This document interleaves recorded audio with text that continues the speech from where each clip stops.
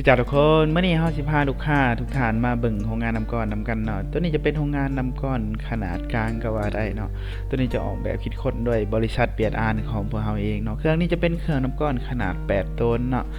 เป็นขนาดน้ำก้อนหลอดน้อยหรือว่าน้ำก้อนกระเพาะที่บ้านเฮามักใส่นิยมใส่กันเนาะถ้าว่าทานใดเนาะสนใจเครื่องเฮ็ดน้ำก้อนน้ำดื่มน้ำอนามัยเนาะหรือว่าจะเป็นโรงงานบรรจุขวดบรรจุกระตุกโรงงานเป่าขวดเนาะสามารถสอบถามรายละเอียดสอบถามข้อมูลได้ที่เบอร์โทรเนาะ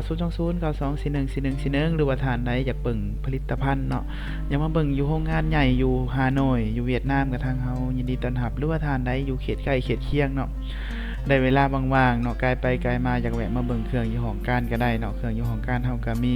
โมเดลให้ลูกค้าได้เบิ่งมีหลายรุ่นหลายแบบเนาะห้องการของเฮาแม่นตั้งอยู่บ้านห้องสุภาพ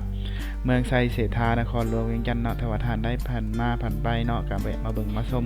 เครื่องอยู่ห้องการได้เนาะ